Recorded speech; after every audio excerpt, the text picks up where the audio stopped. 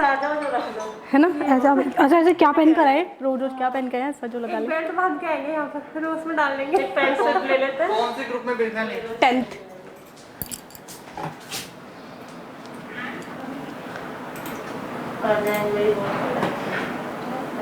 ले लेंगे, सही बात है, सबसे इजी रहेगा।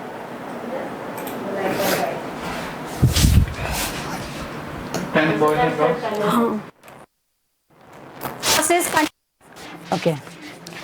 So students, today we are going to start the chapter that is transport and communication. Okay. What do you mean by transport? First of all, I just want to tell the definition of transport. Transport क्या होता है? Transport is a service. Is a service. Service, or we can say, or a facility. Facility of carriage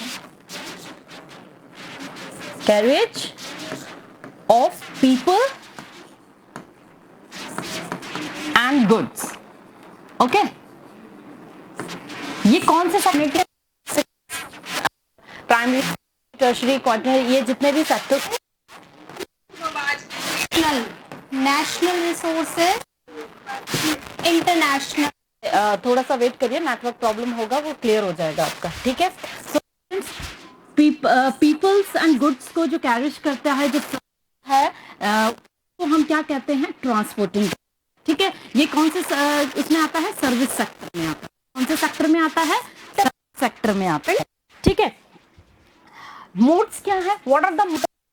now we will talk about the modes. Modes क्या क्या है इसके?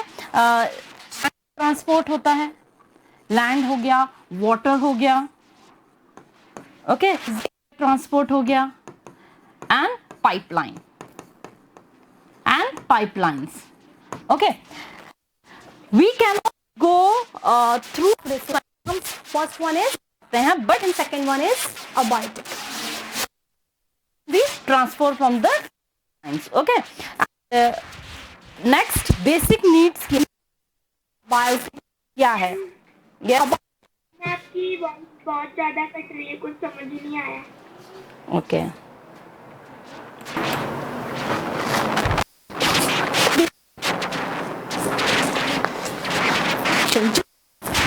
Okay, transport जो है basic world needs है, वो जैसे कोई बीमार है तो विदाउट ट्रांसपोर्ट नहीं जा सकते स्कूल, ठीक है, तो हमें ट्रांसपोर्ट की जरूरत पड़ती है, या हमें स्कूल जाना है, ठीक है, तो it's not a problem, it is cycle. अगर ये भी है कि ये एक तरह का साइकिल है, international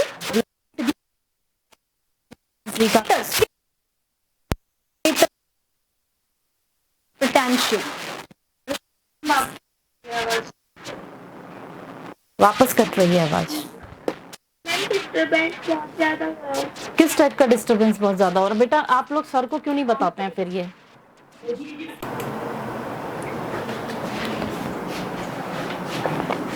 okay, this is your chapter number 6, transport and communication. Okay, what do you mean by transport? Transport क्या है? ट्रांसपोर्ट इज अ सर्विस, और we can say it is an facility of carriage of people and goods, ठीक है। ये किस में आ रहा है? ये क्या कर रहा है? सर्विस प्रोवाइड करवा रहा है। सर्विस प्रोवाइड करवा रहा है तो ये सर्विस सेक्टर में आता है। इट मीन्स कि ये कौन से सेक्टर में? क्वार्टरनरी सेक्टर में आता है। मोड्स क्या क्या होते हैं ट्रांसपोर्ट की? तो मोड्स क्या है? लैंड के थ्रू ट्रांसपोर्टिंग होती है, वाटर के थ्रू ट्रांसपोर्टिंग होती है ना, एयर के थ्रू ट्रांसपोर्टिंग होती है, पाइपलाइंस के थ्रू ट्रांसपोर्टिंग होती है। अब आप कहेंगे पाइपलाइंस के थ्रू कैसे ट्रांसपोर्टिंग होती है? तो पाइपलाइंस के थ्रू एक्चुअली हम नहीं जाते हैं। Through the pipeline we are transporting like natural gas हो गया, पेट्रोलियम हो गया, ओके, ये सारी चीज़ें जो है, वाटर हैं, ये सारी चीज़ें हम यहाँ से ट्रांसपोर्ट करते हैं, ओके। बेसिक नीड है ट्रांसपोर्टिंग, बिकॉज हमें स्कूल जाना है ना, हमें हॉस्पिटल जाना है, तो हम किसका यूज़ करेंगे? ट्रांसपोर्ट का यूज़ करेंगे, ओके। एक ये भी है कि ये एक साइकिल है। अगर हम किसी भी कंट्री में अगर ट्रांसपोर्टिंग नहीं होगा तो बच्चे स्कूल नहीं जा पाएंगे, और अगर स्कूल जाते हैं बच्चे, ट्रांसपोर्टिंग के थ्रू स्कूल जाते हैं, तो क्या होगा? हमारा जो डेवलपमेंट है, ठीक है, ट्रांसपोर्टिंग सिस्टम अच्छा होगा तो डेवलपमेंट भी अच्छा होगा। व्हाई?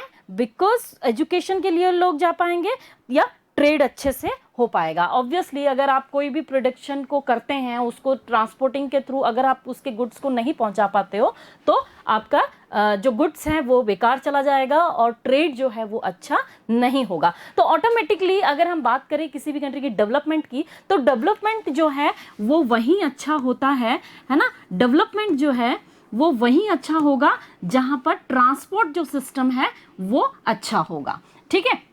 अगर ट्रांसपोर्ट सिस्टम अच्छा है तो डेवलपमेंट भी ऑब्वियसली होगा ही होगा।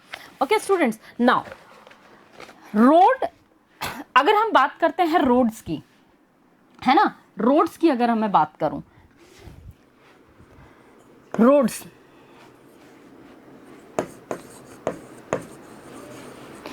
तो रोड्स किसके लिए यूज होती है? शॉर्ट डिस्टेंस के लिए, शॉर्ट डिस्टेंस,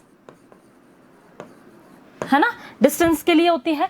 चीप होती है ये ट्रांसपोर्टिंग, रोड ट्रांसपोर्टिंग जो होती है वो क्या होती है? शॉर्ट डिस्टेंस के लिए यूज होता है और चीप होता है। चीप इन द सेंस कि जो पैसा है वो कम लगता है, ठीक है। रेलवेज की अगर हम बात करें, रेलवेज की अगर हम बात करें तो लॉन्ग डिस्टेंस के लिए यूज होता है, ओके। एंड बल्क में, यानी कि जो प्रोडक्शन है वो काफी ज्यादा, गुड्स जो है वो मटेरियल का जो वॉल्यूम होता है वो काफी ज्यादा होता है, बल्कि प्रोडक्ट्स को आप इधर से उधर ट्रांसपोर्ट कर सकते हैं। एंड एयरवेज का क्या है? एयरवेज लॉन्ग डिस्टेंसेस के लिए यूज होता है, ठीक है। एंड हाई वैल्यू, ठीक है, एंड वेट जो है वो लेस रहता है एंड परशेबल गुड्स के लिए काम आता है। कौन से? परशेबल गुड्स जो है उनके लिए ये काम आता है ट्रांसपोर्टिंग में, ओके। ये चीज क्लियर हो गई आप लोगों को? मैम हाँ, रेलवे भी तो है ना, चीप होता है, कॉस्ट कम लगती है। लेकिन जो रोड ट्रांसपोर्ट है उससे कम नहीं होता। रोड ट्रांसपोर्टिंग सबसे कम होता है। आप डोर टू डोर जा सकते हो रोड ट्रांसपोर्टिंग के अंदर, ओके, डोर टू डोर जाया जा सकता है उसमें, ओके स्टूडेंट्स। रोड्स जो हैं, रोड्स में एक और चीज आता है आपका, अर्बन में पॉपुलेशंस बढ़ने की वजह से ट्रांसपोर्टिंग की प्रॉब्लम आती है, ठीक है। तो कुछ सॉल्यूशंस निकाले गए हैं। क्या सॉल्यूशंस निकाले गए हैं? रोड से क्या होता है कि अगर आप बात करेंगे कि किसी भी अर्बन एरियाज के अंदर जहां पर ट्रेडिंग हो रही है, अपॉर्चुनिटीज आती हैं, तो ऑब्वियसली लोग जो है, पॉपुलेशन जो है वो वहां पर इंक्रीज हो जाती है। अगर जब पॉपुलेशन इंक्रीज होगी तो व्हीकल्स ज्यादा होंगे, और व्हीकल्स ज्यादा होंगे तो ट्रांसपोर्टिंग की प्रॉब्लम्स आती हैं। उस प्रॉब्लम को शॉर्ट आउट करने के लिए कुछ सॉल्यूशन निकाले गए हैं। वो क्या है ना, तो वो है अर्बन ट्रांसपोर्टेशन के लिए,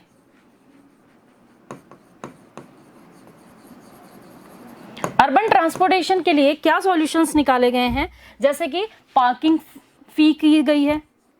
आप देखेंगे कि पार्किंग फी जो है वो लगाई गई है, ताकि जो है अगर हम पैसा लेंगे किसी भी जगह पर गाड़ी खड़ी करने का, तो लोग जो है वो गाड़ी कम लेके आएंगे या पूल करके आएंगे, ठीक है। तो इससे भी ये भी एक सॉल्यूशन है ट्रांसपोर्टिंग को कम करने का। Then improve public bus services, improve किया गया है, improve public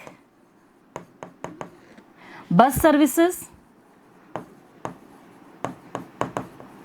okay. Like floor बना दिए गए हैं, है ना, डबल फ्लोर्स वाली जो बसेस हैं वो चलाई गई हैं, है ना, बसेस की एफिशिएंसी बढ़ाई गई है। तो ये सारी जो चीज़ें हैं वो की गई हैं ट्रांसपोर्टिंग अर्बन एरियाज के अंदर ट्रांसपोर्टिंग को इम्प्रूव करने के लिए, ठीक है। इसके साथ साथ अगर हम बात करते हैं हाईवेज की, ठीक है, तो हाईवेज की अगर हम बात करते हैं ना, रोड्स का अभी ये इतना क्लियर हो गया आप लोगों को। Now we are talking about the highways. Highways जो है बनाई गई हैं, मोर देन 6 लेन्स वाली जो लाइन होती हैं, ठीक है, उनको हम हाईवेज कहते हैं। मोर देन 6 लेन्स आपने देखी होगी। तो इनको हम क्या कहते हैं, हाईवेज बोला जाता है। रोड्स का ही थोड़ा सा मॉडर्न पार्ट है। इसमें क्या होता है कि एट द सेम टाइम कई गाड़ियां जो है वो निकल के आती है, ठीक है, निकल के जा सकती हैं। ये रैपिड होता है, इससे ट्रैफिक जो है बहुत कम देखने को मिलता है, क्योंकि कोई भी एंटर नहीं कर सकता है रोड के अंदर। ओके, ये अगर हम इसकी बात करें, ये 80 मीटर वाइड होती है।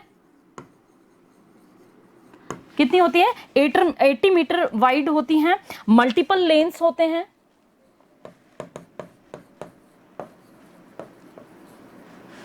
ओके, लेस स्टॉपेज होते हैं, इसके अंदर लेस स्टॉपेज होते हैं।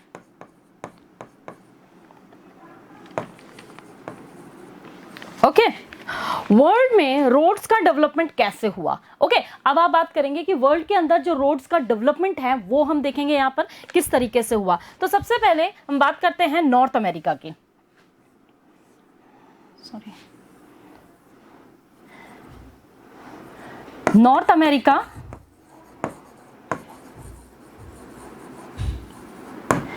अमेरिका में जो 30% ऑफ द वर्ल्ड्स टोटल है ना, 30%, कितना, 30% ऑफ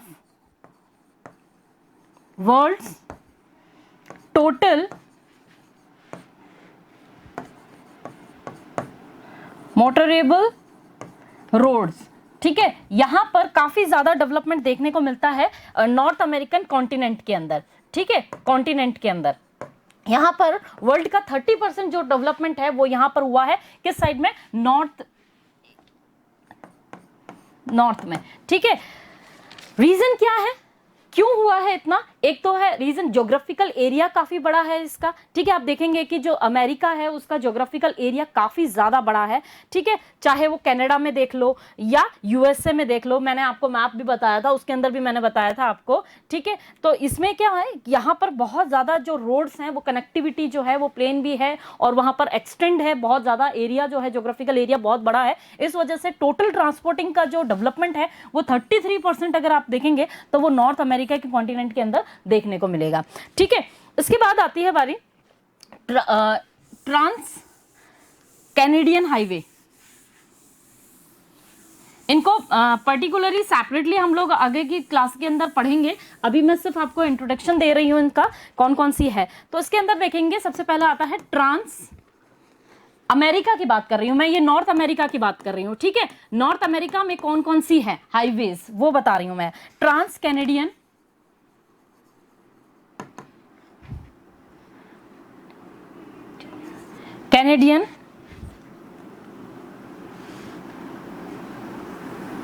वेट,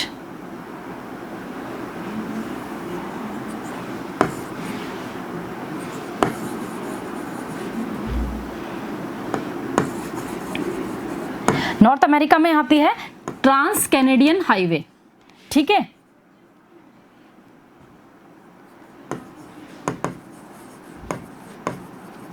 सबसे पहले अब इसके अंदर क्या है, ये किसको कनेक्ट करता है, ये करती है, ये वेस्ट कोस्ट में है, वेस्ट कोस्ट में वैनकूवर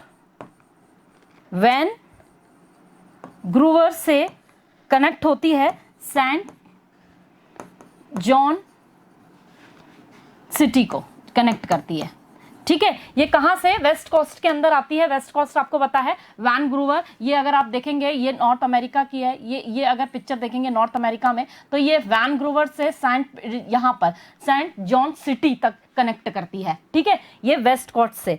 अब देखेंगे इसके बाद में इसके बाद आती है द पैन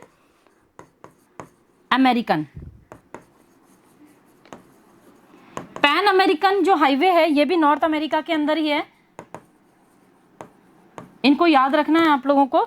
ये क्या करती है, ये देखो, नॉर्थ अमेरिका, सेंट्रल अमेरिका, ये यहां से शुरू होती है पूरी इस तरीके से, ठीक है। ये पूरी नॉर्थ अमेरिका से पूरा साउथ अमेरिका जो है पैन अमेरिकन हाईवे जो है वो कनेक्ट करती है, ओके, नॉर्थ टू साउथ इसको जोड़ती है, ओके। ये आपकी अमेरिका की हो गई। इसके अंदर आप देखेंगे एक और है अमेरिका की, वो भी मैं आपको बता देती हूं, ट्रांस अलास्का हाईवे। इसके बाद आती है ट्रांस नोट करते चलिए।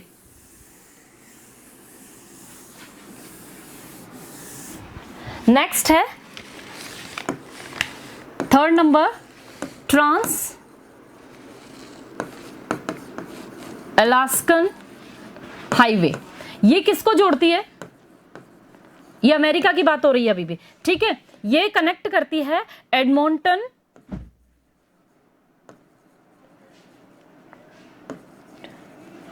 To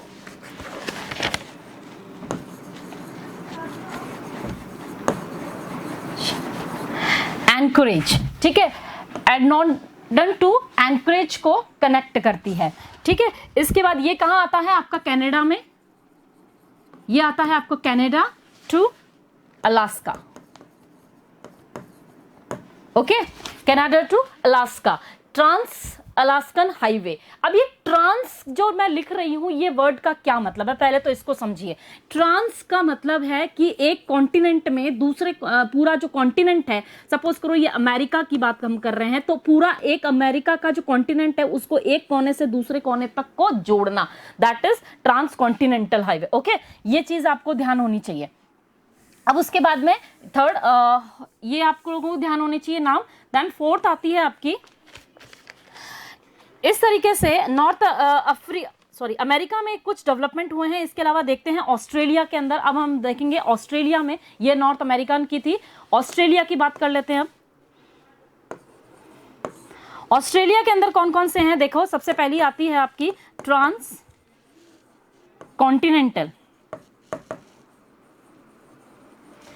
continental Stuart. क्या है? ट्रांस कॉन्टिनेंटल स्टुअर्ट हाईवे, ठीक है।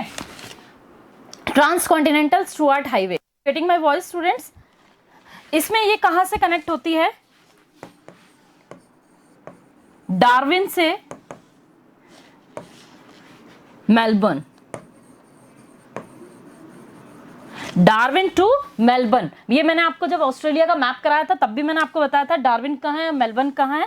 तो ये नॉर्थ कोस्ट के अंदर आता है, ठीक है। और ये कहां से ज्वाइन हो रहा है? डार्विन टू मेलबर्न ज्वाइन होती है, जिसका नाम है trans continental Stuart highway, Australia के अंदर।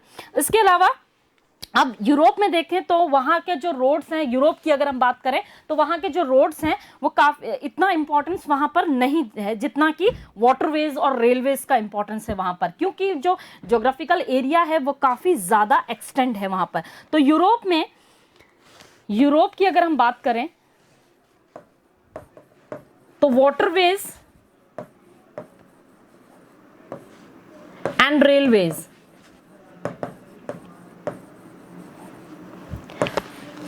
ना, रोड से ज्यादा है,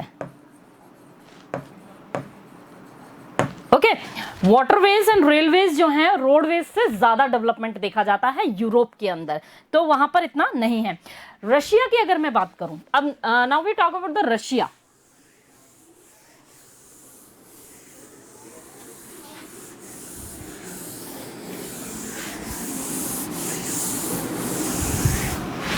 रशिया की अगर हम बात करें तो 90%,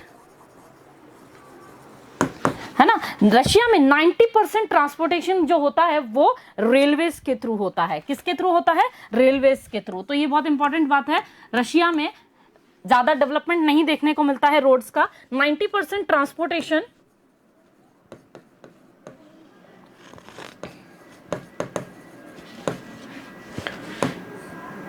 बाय रेलवेज, ओके। ये है मॉस्को। मॉस्को से आप देखेंगे कि यहां पर कनेक्टिविटी जो है मॉस्को से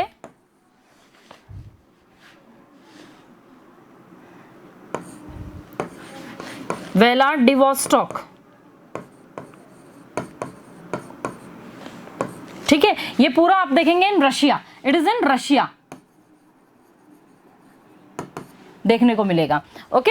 गॉट इट। रशिया का ज्योग्राफिकल एरिया बहुत ही बड़ा है, इसलिए वहां पर भी अगर कोई रोड से जाने लगा तो पता जाता ही चला जाएगा, क्योंकि ज्योग्राफिकल एरिया जो है वो काफी ज्यादा एक्सटेंड है यहाँ पर।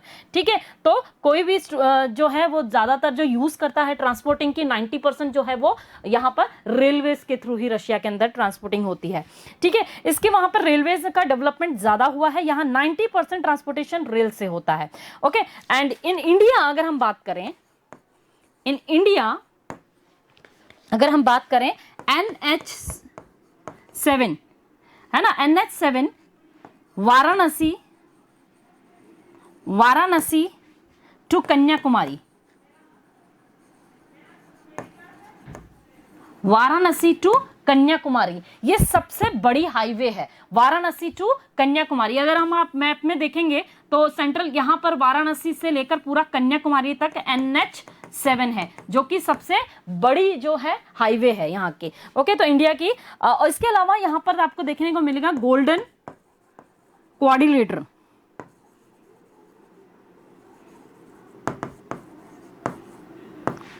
क्वाड्रिलेटरल, ठीक है, गोल्डन क्वाड्रिलेटरल जो कि न्यू दिल्ली से स्टार्ट होता है टू मुंबई, मुंबई से फिर Bengaluru,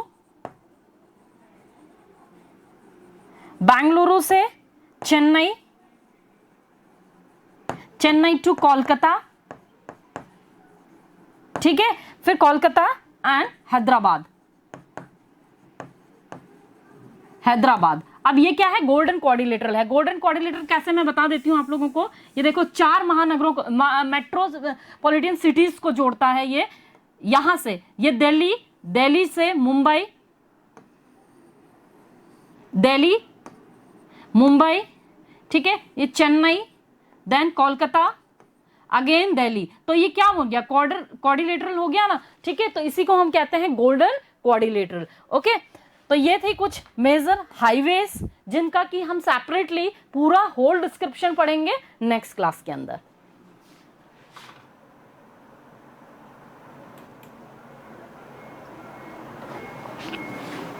okay, wait,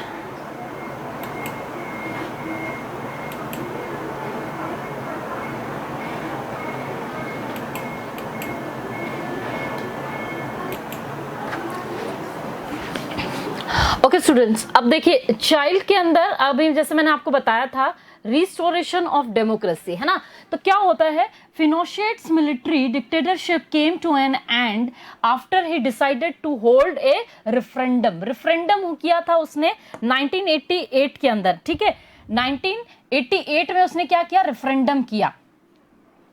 okay, referendum in the sense कि एक ऐसा इलेक्शन होता है जहां पर यस और नो में आंसर होता है। ठीक है, तो वो बहुत ही कॉन्फिडेंट था कि जो लोग हैं वहां के वो मुझसे बहुत ज्यादा खुश हैं, तो he felt confident that in this referendum the people would say yes to his continuing this in power, यानी कि उसने सोचा कि मैं पावर में कंटिन्यू रहूंगा, मुझे तो पता है मेरे जो लोग हैं वो काफी मुझसे खुश हैं, तो उसने रेफरेंडम कराया। But the people of Chile had not forgotten their democratic traditions, their vote was a decisive no to Pinochet. तो जो रिजल्ट क्या रहा, फिनोशेट को जो पब्लिक है उसने क्या कहा, नो कह दिया। This lead to Pinochet losing first his political and then his military power.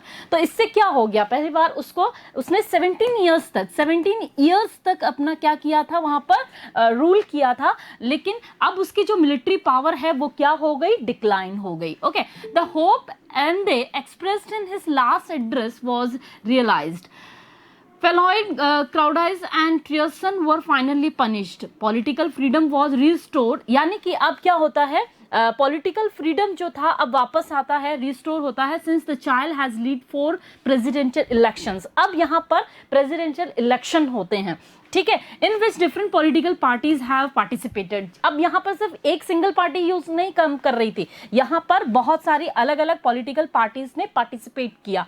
क्या बनने के लिए, प्रेसिडेंट बनने के लिए। ठीक है, क्या बनने के लिए, प्रेसिडेंट बनने के लिए। ओके फिर क्या होता है, slowly the army is role in the countries government has been eliminated, the elected government that came to power order inquiries into Pinochet rules. अब क्या होता है कि जो गवर्नमेंट है, इलेक्टेड गवर्नमेंट है, उसने ऑर्डर दिया इंक्वायरीज का, किसके प्रति, किसकी इंक्वायरी करनी थी यहाँ पर, फिनोशिएट्स की इंक्वायरी के लिए, ठीक है। These inquiries showed that his government was not only very brittle but also very corrupt. वो सिर्फ ब्रिटल ही नहीं थी, वो काफी ज्यादा करप्ट भी पाई गई, ठीक है। Do you remember a little reference made earlier to General Bachelet's daughter who was imprisoned and tortured along with her mother? देखो, ठीक है। अब क्या होता है कि जो जनरल बैचलेट्स की, जो मैंने आपको बताया था कि उसकी जो डॉटर और जो मदर थी उसको अरेस्ट कर लिया गया था, टॉर्चर किया गया था, who was imprisoned and tortured along with her mother. That girl, Michelle Bachelet, है ना, मिशेल बैशलेट इसको प्रोनाउंस करेंगे हम लोग, वॉज इलेक्टेड प्रेसिडेंट। अब ये मिशाल जो लड़की थी जिसको टॉर्चर किया गया था, अरेस्ट किया गया था, अब वो बन जाती है president of child, okay, in जनवरी 2006 के अंदर, okay. The medical doctor and a moderate socialist Michelle become the first woman to be a defence minister, okay. One of the child richest man in his photograph to a victory speech he saying to her supporters. और एक उसने एक speech के अंदर क्या कहा है, because I was the victim of hurted, यानी कि वो एक तरह से विक्टिम थी क्योंकि उस समय उसको बहुत ज़्यादा टॉर्चर किया गया था। I have dedicated my life to reserve that hatred and turn it into understanding, tolerance and why not say it into love। मतलब कि वो ये समझना चाहती है, समझाती है लोगों को अपनी स्पीच के अंदर कि जो मैं एक विक्टिम रही हूँ और मुझे पता है कि आप लोगों के साथ में जो प्रॉब्लम्स होती हैं वो किस तरीके से होती हैं, और उन चीज़ों को अब हमें क्या करना है, प्यार में बदलना है, यानी कि हमारी जो कंट्री है उसके अंदर लव एंड पीस लेकर आना है, ठीक है। तो वापस से इन द सेंस कि यहाँ पर रीस्टोर हो जाती है डेमोक्रेसी, डिक्टेटरशिप से डेमोक्रेसी रीस्टोर होती है। Now will talk about the democracy in Poland. एक एग्जांपल है, एक स्टोरी है पोलैंड की, यहाँ पर डेमोक्रेसी का किस तरीके से डेवलपमेंट होता है। अब यहां पर कैसा होता है, let us turn to another event. अब हम एक और इवेंट देखेंगे, this time from Poland in 1980। ये कब की बात है, इवेंट है 1918 का। At that time Poland was ruled by the Polish United worker party. यहां पर कौन काम कर रहा था, यहां पे कोई एक पर्सनल पर्सन नहीं, इंडिविजुअल पर्सन रूल नहीं कर रहा था, एक पोलिश यूनाइटेड वर्कर पार्टी यहां पर रूल किया करती थी, ठीक है। कब की बात है, ये 1980 की बात हो रही है, okay. This was one of the many communist parties that ruled in several countries of East Europe at that time। और यहाँ पर आप देखेंगे कि बहुत सारी कम्युनिस्ट पार्टी थी जो कि उस समय अलग अलग यूरोप की अलग अलग कंट्रीज में, ईस्ट की जो कंट्रीज है वहाँ पर यूरोप में काम किया करती थी, यानी कि रूल किया करती थी। In this countries no other political party was allowed to function. ये और था कि पोलैंड के अंदर ये जो पोलिश यूनाइटेड वर्कर पार्टी जो काम किया करती थी, यहाँ पर बिल्कुल भी अलाउड नहीं था कोई भी पॉलिटिकल पार्टी बनाना, ठीक है। कोई पॉलिटिकल पार्टी बना ही नहीं सकता था, वो इलीगल माना जाता था, अलाउड ही नहीं था पीपल्स को। The people could not freely choose the leader of the communist party. तो कम्युनिस्ट पार्टी के अंदर लोग जो होते थे वो ऐसा नहीं है कि अपनी चॉइसेस से अपने लीडर्स को चूज किया करते थे, अलाउड ही नहीं था, ठीक है। Those who spoke against the leader or the party or the government were put in prison। अगर कोई भी पर्सन अगर इस पार्टी के अगेंस्ट बोलता था, ठीक है, तो क्या कर दिया जाता था, गवर्नमेंट उसको क्या कर दिए जाते थे, उसको अरेस्ट कर लिया जाता था, ठीक है। The government in Poland was supported and controlled by the government. तो जो गवर्नमेंट थी वो control by the government of Soviet union, USSR. अब देखो वहां पर a vast and powerful communist state अब नहीं है, ये यूएसएसआर था, रशिया और उसके आसपास के जो पूरे कंट्रीज थे उनको मिलाकर वो यूएसएसआर बोला जाता था, सोवियत यूनियन जिसे बोला जाता था, अब वो सेपरेट अलग अलग हो गए हैं, ठीक है। तो ये भी जो थी the government in Poland was supported, जो गवर्नमेंट थी पोलैंड की वो इसके थ्रू सपोर्टेड थी, ठीक है, ये उसको सपोर्ट करता था। ऑन 14 अगस्त 1980, अब क्या होता है देखो, 14 अगस्त 1980 को the worker of Lenin shipyard in the city of Gdansk went on a strike. अब यहाँ पर क्या होता है कि एक सिटी है वहाँ पर Lenin shipyard, in the city of Lenin shipyard, यानी कि एक शिपयार्ड के अंदर वहाँ पर गेडांस्क के अंदर एक स्ट्राइक हो जाती है। The shipyard was honoured bye the government, और ये जो शिपयार्ड होता है वो किसके थ्रू गवर्न होता है, ये गवर्नमेंट उसको ऑन करती है। In fact all the factories and big property in Poland were on by the government. Even यही नहीं कि सिर्फ एक शिपयार्ड ही वहां पर गवर्न होती थी गवर्नमेंट के थ्रू, बल्कि वहां पर जितने भी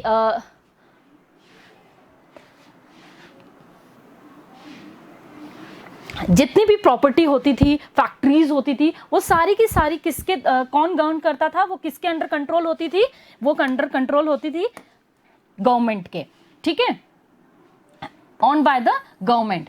the strike began with the demand to take back a crane operator, a women worker who was, है ना, इंडस्ट्री डिसमिस्ड। अब वहां पर स्ट्राइक क्यों हो रही थी? स्ट्राइक इसलिए हो रही थी कि वहां पर एक क्रेन ऑपरेटर था, ठीक है, क्रेन ऑपरेटर जो था उसको निकाल दिया गया था, तो उसको वापस लेने के लिए क्या किया गया था, स्ट्राइक की गई थी, ठीक है।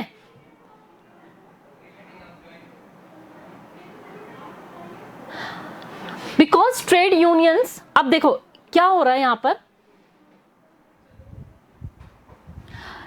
फ्रॉम सर्विसेज, ठीक है, फ्रॉम सर्विस से वहां से उसको क्या कर दिया गया, निकाल दिया गया था।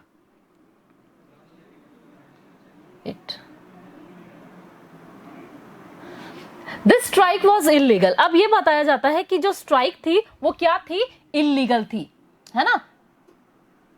वहां पर ट्रेड यूनियन जो था वो independent of the ruling party were not allowed in Poland. Trade union banana Poland के अंदर बिल्कुल अलाउड नहीं था उस टाइम पीरियड में, लेकिन क्या होता है, were not allowed in Poland as a strike continued. लेकिन फिर भी क्या होती रही, स्ट्राइक जो थी वो कंटिन्यू चलती रही, क्योंकि एक पर्सन को वहां से निकाल दिया गया था। A former electrician of a shipyard Lech Walesa. अब वहां पर एक इलेक्ट्रिशियन था जिसका नाम था वो भी शिपयार्ड पे ही था, लेच वॉलेशा, प्रोनाउंस लेक वॉलेशा, लेक वॉलेशा हम प्रोनाउंस करेंगे उसको, ठीक है, जॉइन द स्ट्राइकर्स। अब उसने क्या करा, उस स्ट्राइक को ज्वाइन किया, ठीक है। जब वो स्ट्राइक इतनी ज्यादा स्ट्रांग हो गई थी ना बेटा कि मतलब कि सारे जो लोग थे वो उस स्ट्राइक के अंदर मिलते चले गए, वो और एक बहुत बड़ी स्ट्राइक बन गई थी, जिसके अंदर की एक इलेक्ट्रिशियन था जो कि जिसका नाम था लेक वालेशा, उसने भी उस स्ट्राइक्स को ज्वाइन किया। He was dismissed from service in 1976। उसको 1976 के अंदर वहां से निकाल दिया गया था फॉर डिमांडिंग हायर पे। क्यों निकाल दिया गया था, क्योंकि उसने जो है पेमेंट ज्यादा मांगी थी, ठीक है, क्या मांगी थी, पेमेंट जो है वो ज्यादा मांगी थी, उसकी वजह से उसे वहां से निकाल दिया गया था। He was dismissed from service in 1976 for demanding higher pay. Walisha soon emerged as the leader of the striking worker. अब धीरे धीरे उसको क्या कर दिया गया, जो स्ट्राइक जो हो रही थी उसका लीडर बना दिया गया। Okay, the strike began to spread across the whole city, और वो जो स्ट्राइक थी वो पूरे होल सिटी के अंदर एक्सटेंड होती चली गई, लोग जो हैं उसके अंदर ज्वाइन होते चले गए। Now the workers started raising larger demands. अब जो वर्कर्स थे उन्होंने अपनी डिमांड्स को इंक्रीज करना स्टार्ट कर दिया। Okay, they wanted the right to from independent trade union. अब वो क्या चाहते थे, वो ये चाहते थे कि हमें क्या बनाना है, ट्रेड यूनियंस बनाना है। Trade union in the sense आप समझते हैं, एक ऐसा ग्रुप होता है लोगों का जो कि क्या करता है, एक ऐसा ग्रुप होता है पीपल्स का जो कि किसी भी कंपनी के अंदर या आप कहीं पे भी फैक्ट्रीज के अंदर आप जानते हैं, ट्रेड यूनियंस के लोगों का एक ग्रुप होता है जो कि अपनी डिमांड्स, अपने प्रति जो भी चीज़ें अगेंस्ट हो रही हो उसके खिलाफ वो बोल सकते हैं, ठीक है। तो वो सारे ट्रेड यूनियन बनाने के लिए उन्होंने इंडिपेंडेंसी मांगी। They also demanded the release of political prisoners. अब उन्होंने बोला कि जो पॉलिटिकल पर्सनस जो थे जिनको अरेस्ट कर लिया गया था उनको भी फ्री कर दिया जाए। And and to censorship on press. Censorship मैंने आपको लास्ट टाइम भी बताया था, what do you mean by censorship. जो न्यूज़पेपर वगैरह होते हैं उसके अंदर हम लोग अपनी बहुत सारी बातें जो है कोई बड़े पर्सन्स के प्रति जब हम बोलते हैं या लिखते हैं तो हम उस चीज़ को क्या कर लेते हैं, छिपा लेते हैं, ठीक है। तो राइट चीज़ें जो है किसी भी पर्सन के प्रति छपना देना है उसको पहले ऐसा नहीं था अलाउड, लेकिन सेंसरशिप को उन्होंने क्या करना चाहा, बंद करना चाहा, है ना, कि हम लोग जो अगर कोई गलत कर रहा है तो हम उसके बारे में उनको लोगों को बताया जाए। The movement become so popular that the government had to give in, ठीक है। अब ये जो मूवमेंट था, यानी कि जो एक तरह से ये मूवमेंट चल गया था, लोग बहुत ज़्यादा जुड़ गए थे, तो ये बहुत ज़्यादा बढ़ गया था और गवर्नमेंट जो थी उसके अंदर उसको खत्म करना चाहती थी। The worker lead by Walesa signed a 21 points agreement. अब वलेशा ने, लेक वलेशा ने क्या किया कि 21 पॉइंट्स का एक एग्रीमेंट साइन करवाया, मतलब कि बनाया agreement with the government that ended their strike. और उन्होंने कहा कि अगर आप हमारे ये 21 पॉइंट्स मान लेते हैं तो हम लोग क्या करेंगे, स्ट्राइक को एंड कर देंगे। Okay, the government agreed to recognise the workers right to form independent trade union and their right to strike. Okay, तो गवर्नमेंट यहाँ पर क्या करती है, उनकी बात मान लेती है और ये बोलती है कि आप इंडिपेंडेंटली ट्रेड यूनियन बना सकते हैं। Okay, after the Gdansk agreement was signed a new trade union called Solidarity. अब जब स्ट्राइक हुई उसके बाद में जो एक पार्टी बनी जिसका क्या नाम था, सॉलिडेटरी। क्या नाम बनाया यूनियन ट्रेड का, उसका सॉलिडेटरी। ओके, तो ये पार्टी जो है वो फॉर्म होती है। It was the first time an independent trade union was form in any of communist state. Communist party के अंदर ये एक पहली ऐसी इंडिपेंडेंट ट्रेड यूनियन फॉर्म हुई थी, सबसे पहली, जिसका नाम था सॉलिडेटरी, solidarity. Okay, within a year solidarity swept across Poland and had about 1 crore members. अब धीरे धीरे पोलैंड के अंदर ये बहुत ज़्यादा फैलती गई और यहाँ के मेंबर्स जो हैं वो अप्रॉक्स 1 करोड़ मेंबर्स इसके अंदर ज्वाइन हो गए। Okay, revelations of spurred corruption and mismanagement in the government made matter worse for the rulers. The government led by General Zoroarsky grew anxiety and imposed martial law in December 1981। अब देखो government जो lead कर रहा था, government को कौन lead कर रहा था, जनरल ज़रोस्की, जो कि एंजाइटी वगैरह उसको प्रॉब्लम हो गई थी। अब उसने मार्शल लॉ जो है वो इम्पोज किया दिसंबर 1981 के अंदर। Thousand of सॉलिडेटरी members were put in the prisons. उस समय सॉलिडेटरी मेंबर्स के बहुत सारे लोगों को इसने क्या किया, बैरिसन किया, यानी कि जेल में बंद कर दिया, है ना। Freedom to organize, protest and express opinion was once supported from Soviet Union uncertain and the economy was in decline। अब क्या हो गया, इस वजह से सोवियत यूनियन जो था वो काफ़ी ज़्यादा इकोनॉमिकली बहुत ज़्यादा उस समय प्रॉब्लम चल रही थी, इकोनॉमिकली वो धीरे धीरे कम होता जा रहा था। Another round of negotiation with Walesa resulted in agreement in April 1989 for free elections. अब यहाँ पर क्या कहता है, वेलेशा ने रिजल्टेड क्या किया, जब इसका कोई सपोर्ट नहीं मिला है तो वेलेशा ने एक एग्रीमेंट साइन करवाया 1989 में, जहाँ पर फ्री इलेक्शंस हुए। क्या हुए, फ्री इलेक्शंस हुए। सॉलिडेटरी कंसिस्ट ऑल द 100 सीट्स। और सॉलिडेटरी जो कि पहली यूनियन ट्रेड यूनियन बनी थी, उसने 100 सीट्स पर अपना 99 सीट्स पर अपना कंट्रोल कर लिया। ठीक है, वो 99 सीट से जीत गई।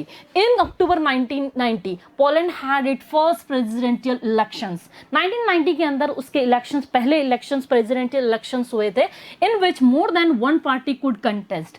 अब एक पार्टी का सिर्फ पार्टिसिपेट नहीं कर सकती थी, और भी पार्टीज उसके अंदर पार्टिसिपेट कर सकती थी। Walesa was elected president of Poland. और फिर जो लेक वॉलेशा था वो क्या बन जाता है, वहां का प्रेसिडेंट बन जाता है। कहाँ का, पोलैंड का।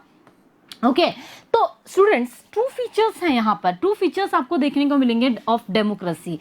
We have read 2 different kind of real life stories. आप लोगों ने 2 स्टोरीज पढ़ी, ठीक है, रियल लाइफ स्टोरीज पढ़ी। The story of Chile was a democratic government lead by Allende, है ना, being replace by a non democratic military government of Pinochet. यहाँ पर हमने पढ़ा था कि जो चिली के अंदर जो एलेंदे की जो डेमोक्रेटिक जो गवर्नमेंट थी वो किसके रिप्लेस की गई थी, रिप्लेस्ड हुई थी किसकी, मिलिट्री गवर्नमेंट का। वहां पर फिनोशेट का मिलिट्री गवर्नमेंट वहां चलता था, जिसको कि रिप्लेस करके वो डेमोक्रेटिक बनी, जिसमें कि एलेंदे जो था वो प्रेसिडेंट बनता है। Followed by restoration of democracy, इसका रिस्टोरेशन होता है। और पोलैंड के अंदर आप बात करेंगे, we track the transition from a non democratic government to a democratic government. यहां पर भी नॉन डेमोक्रेटिक से डेमोक्रेटिक गवर्नमेंट बनी, ठीक है, क्योंकि वहां पर पहले क्या काम कर रही थी, पोलिश वर्कर पार्टी गवर्नमेंट कर रही गई थी। Let us compare the two non democratic government in these stories. ये दोनों ही नॉन डेमोक्रेटिक से डेमोक्रेटिक बनी थी। अब इनको अगर हम कंपेयर करते हैं, there were many differences between Pinochet's rule in Chile and communist rule in Poland. इन दोनों में ही बहुत सारा डिफरेंस आपको देखने को मिलेगा। Chile was ruled by a military dictator. Chile के अंदर जो पहले रूल कौन कर रहा था, मिलिट्री डिक्टेटरशिप रूल कर रहा था, वहां पर कोई सिंगल नहीं था, यहाँ डिक्टेटरशिप चल रही थी। Why Poland was ruled by a political party, और पोलैंड के अंदर क्या था, नॉन पॉलिटिकल था, नॉन डेमोक्रेटिक था, लेकिन यहाँ पर एक पार्टी रूल कर रही थी और यहाँ पर डिक्टेटरशिप चल रहा था। The government of Poland claim that it was ruling on behalf